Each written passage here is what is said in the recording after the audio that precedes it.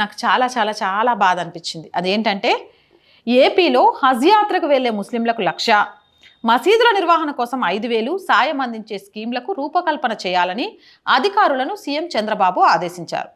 నూర్ బాషా corporation ఏర్పాటుకు అంగీకరించారు.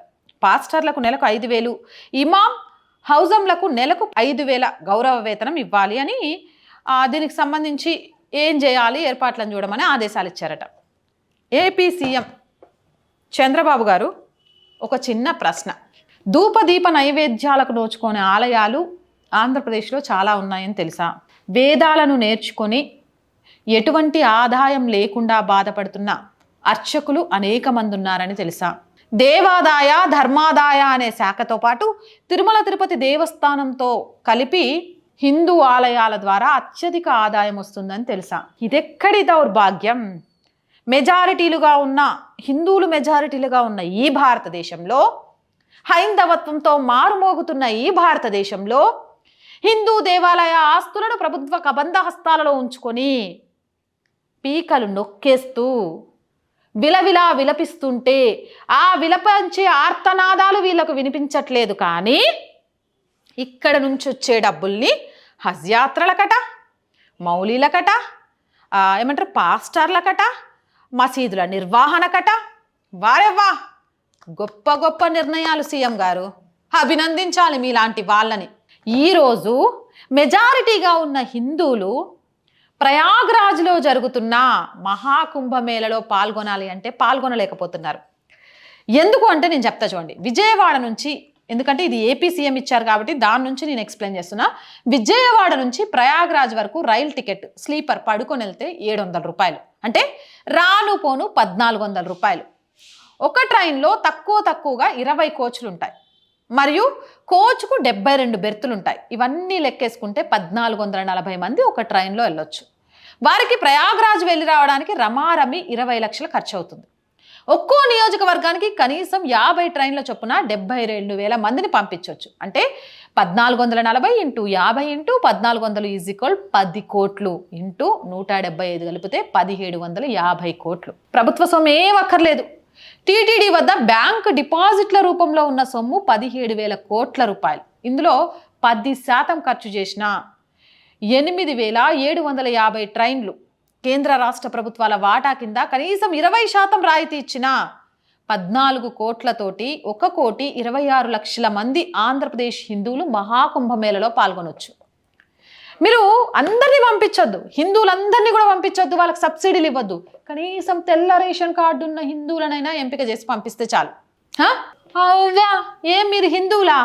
కుంభమేళ జరుగుతుంటే పోనీకి పైసలు లేవా? మతం మారండి. హజ్ యాత్ర చేయాలంటే మా దగ్గర పైసలు లేకుంటే ప్రభుత్వం సబ్సిడీ ఇచ్చి పంపిస్తుంది, పైసలు ఇచ్చి పంపిస్తుంది. అయ్యో అర్చకం చేసుకుంటూ తిండికి తిండి లేదా? పోరగాన్ని చదివించుకోలేకపోతున్నావా? మేము దశమ భాగాలు తీసుకుంటాం, అలాగే మా మసీదులకు కానుకలు వస్తూనే ఉంటాయి, విదేశాల నుంచి ఫండ్స్ అందుతూనే ఉంటాయి. అయినా కూడా తెలుసా గిడ ప్రభుత్వాలు 5,000 10,000 చొప్పున మాకు పైసలు ఇస్తుంటారు. ఏముందిగా అర్చకత్వంలో దా నువ్వు నేర్చుకున్న వేదాలని మా మత అభివృద్ధి కోసం వాడు. నువ్వు చూడు ఎట్టా బతికేస్తావో. ఇట్లా కాదా మత మార్పులు జరిగేది? నేను చెప్తుంటే చాలా మందికి కోపం వస్తుంది, కాల్స్ చేసి బెదిరిస్తాను. మీకు కోపం వస్తుంది, నాకు కడుపు రగిలిపోతుంది చూస్తుంటే. ఏమ్రా బాబు, ఈరోజు దేశంలో దేవాలయాల ఆస్తులు ఎంత, దేవాలయాలకు వచ్చే ఆదాయం ఎంత, కానీ ఒక పేదోడు తిరుపతి వెంకన్న స్వామిని దర్శించుకోలేకపోతున్నాడు. ఒక పేద హిందువు కుంభమేళలో పాల్గొనలేకపోతున్నారు. సబ్సిడీలు ఉండవు వాళ్ళకి.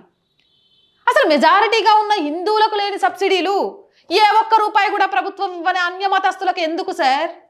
సమాధానం చెప్పండి. చెప్పాలి కదా. నోర్లు రావా? లేకపోతే హిందువులు అడగర్తి అనే ధైర్యమా? ఇప్పుడు చెప్పండి. సెక్యులర్ ముసుగు కప్పుకున్న వాళ్ళు, కమ్యూనిస్ట్ భావజాలంతో బ్రతుకుతున్న వాళ్ళు, లేకపోతే కుహానా మేధావులు, ఇప్పుడు చెప్పండి. సనాతన ధర్మ బోర్డు అవసరం ఉందా లేదా? ఇంకా ప్రభుత్వ కబంధ హస్తాల్లో పెట్టి మేము జీ హుజూర్ అంటూ బ్రతకాల్సిందేనా? మైనారిటీ మైనారిటీ మైనారిటీ మైనారిటీ అంటూ మా విశ్వాసాలను దెబ్బకొడుతున్నారు, మమ్మల్ని మతం మార్చేస్తున్నారు. మా గుళ్ళకు వచ్చే ఆదాయాలతో మీరు సబ్సిడీలు పొందుతున్నారు. ప్రభుత్వాలు మీకు మీ ఓటు బ్యాంకు రాజకీయాల కోసం, మీరు వేసే ఓట్ల కోసం హిందువులను కులాల వారిగా విభజించవచ్చు. చౌదరీలు ఒకవైపు, రెడ్డిలు ఒకవైపు, కమ్మలు ఒకవైపు, కాపులు ఒకవైపు. ఓట్లు గురిపించుకోవచ్చు. కానీ అన్యమతాల వాళ్ళు మతం మాత్రమే ఆలోచిస్తారు, కులం ఆలోచించరు. కాబట్టి అవసరమైతే వాళ్ళ బూట్లు నాకైనా సరే ఓట్లు వేయించుకోవాలి కాబట్టి సబ్సిడీలు ఇవ్వడానికి సిద్ధమైపోతున్నారు. ఏం సార్? నిజంగా చెప్పండి, ఈరోజు ఆర్థికపరమైన ఇబ్బందులే కదా అన్యమతాల్లోకి ఆకర్షించబడడానికి కారణమవుతుంది. హిందువులు మెజారిటీగా ఉన్న ఈ దేశంలో హిందువులు ఒక చేత్తో పన్నులు కడుతూ ఇంకో చేత్తో సొంత ఖర్చు పెట్టుకుని తీర్థయాత్రలు చేస్తూ దేవాలయాల హుండీలను నింపుతున్నారు. కానీ ఆ నింపిన డబ్బులు హిందూ ఆలయాలకు ఉపయోగపడుతున్నాయా, హిందువులకు ఉపయోగపడుతున్నాయా? ఎందుకు అన్యమతస్తుల కోసం ఉపయోగపడాలి? ఎందుకు ప్రభుత్వాలను నడపడం కోసం ఉపయోగపడాలి? ఎందుకు ఒక పేద హిందువు తన కలలను కోరికలు నెరవేర్చుకోవడానికి ఒక అమర్నాథ్ యాత్రకో, ఒక కాశీ యాత్రకో, లేకపోతే ఒక తీర్థయాత్రకో వెళ్ళాలంటే ఎలాంటి సబ్సిడీలు ఎందుకు పొందకూడదు? ప్రతి హిందువు అర్హుడు కాకపోవచ్చు, కానీ పేదరికంలో మగ్గుతున్న ప్రతి హిందువు అర్హుడే. వాళ్ళ పేదరికమే, ఆర్థిక అసమానతలే ఈరోజు మత మార్పిడికి కారణమవుతున్నాయి. కారణాలు తెలిసి కూడా దాన్ని అడ్డువేయలేక ఇంకా వాళ్ళ బూట్లు నాగుతున్న రాజకీయ నాయకుల్ని చూస్తుంటే